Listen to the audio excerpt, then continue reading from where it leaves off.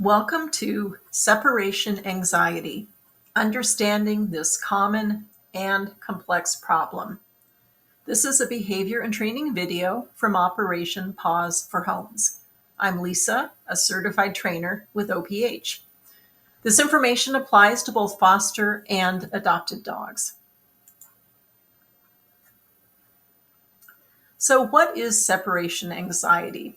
Today, we're going to discuss the myths and the realities of separation anxiety and how we can help these dogs.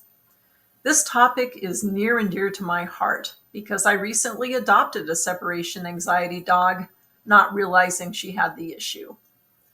Separation anxiety affects up to 20% of dogs. It is absolutely not just being scared, lonely, or bored. It's like a phobia or panic attack in a person. The dog is terrified. And dogs almost never just get over it or grow out of it. We need to intervene and help them. What are the signs of separation anxiety? Well, the signs or symptoms of separation anxiety matter a great deal, but the timing of the signs is equally important. For a separation anxiety dog, you see the signs or the aftermath of them when the dog is left alone or about to be left alone, not when you're home. The signs include everything you see on this slide. Periods of barking, whining, howling, sometimes continuously, destruction of furniture, walls, windows, doors, or flooring, often exit routes, pacing, panting, and drooling, uncontrollable urinating or defecating. And please note that the most telling signs of separation anxiety are destruction and vocalization. Also note that the severity of the signs doesn't necessarily influence the difficulty or length of treatment. Some dogs may be a 10 on the fear scale, but they're just more stoic.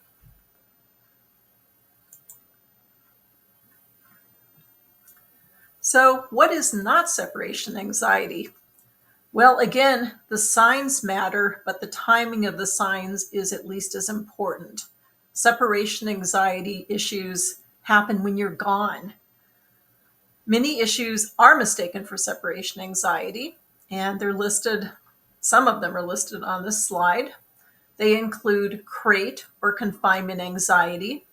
Many dogs don't like crates, some never will. There's also something called frustration intolerance, and this is when a dog gets upset over a lack of instant gratification. I kind of think of it like toddler syndrome or a toddler having a tantrum. There's also noise phobia. Sometimes the issue can be simply boredom or issues such as house training, chewing, barking, etc. A dog who chews up a cushion may just be bored, not have separation anxiety at all. An accident may mean the dog needed a potty break sooner than you could get home. And a lot of barking may mean that there are lots of squirrels in your yard. Do note, however, that it's not uncommon for confinement anxiety and noise phobia to coexist with separation anxiety.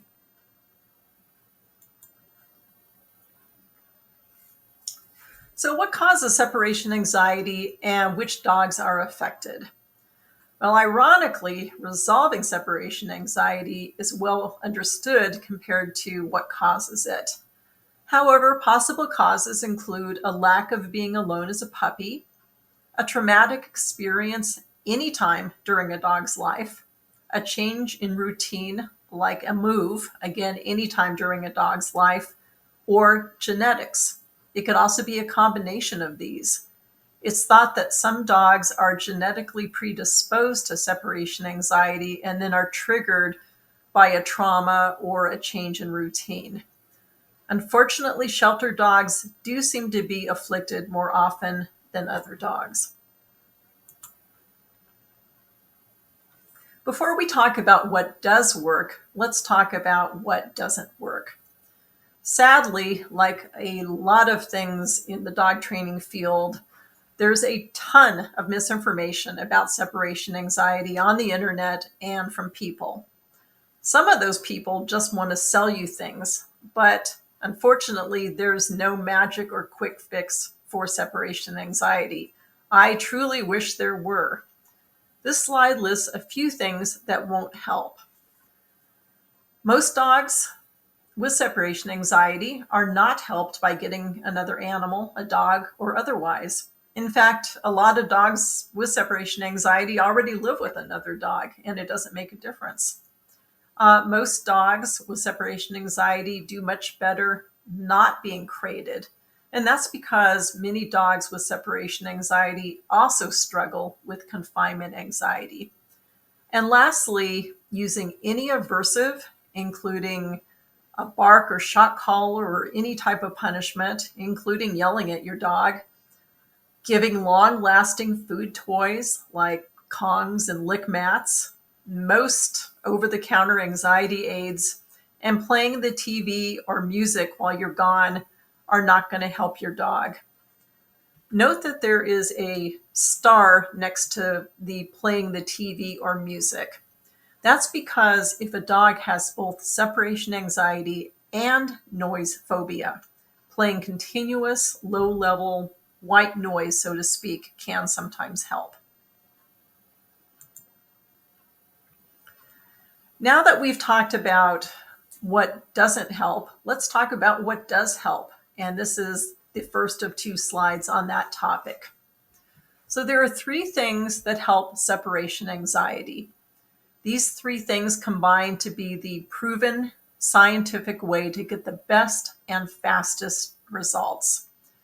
So the first one is managing alone time. Now, I realize it's a tough pill to swallow to think about never having your dog being alone. But think of it this way.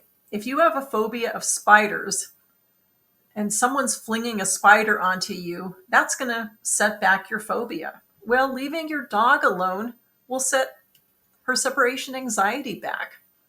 Now, the good news about this is that it is temporary and it doesn't have to be you with your dog. It can actually be anyone. This is the reason you need to create a village while your dog is undergoing separation anxiety treatment. This village might include friends, family, neighbors, pet sitter, daycare, your vet, etc. Okay, so the next key component to separation anxiety training is something called systemic desensitization. And that is a technique whereby a fear-evoking stimulus, and that's you leaving in this case, is presented at an intensity that does not create fear, and then it's gradually increased. In other words, practice absence sessions of increasing time. This is the gold standard for separation anxiety treatment.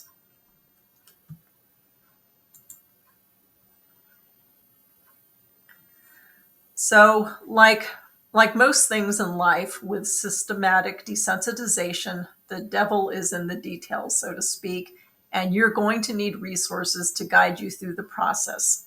But there are great ones, including what I've mentioned here. There are specialized trainers who deal mostly or entirely with separation anxiety.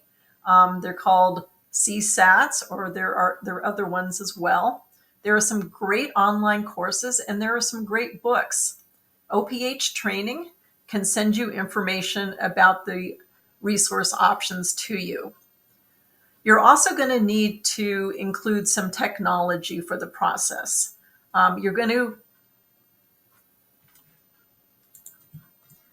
You'll need the tech to watch your dog during absences, something like a webcam. And lastly, and this is important, meds can help progress in many cases. This is a good discussion to have with a vet knowledgeable in separation anxiety. Sometimes 2 different meds are prescribed. Please remember that systematic desensitization is the same tried and true technique used to help people with phobias.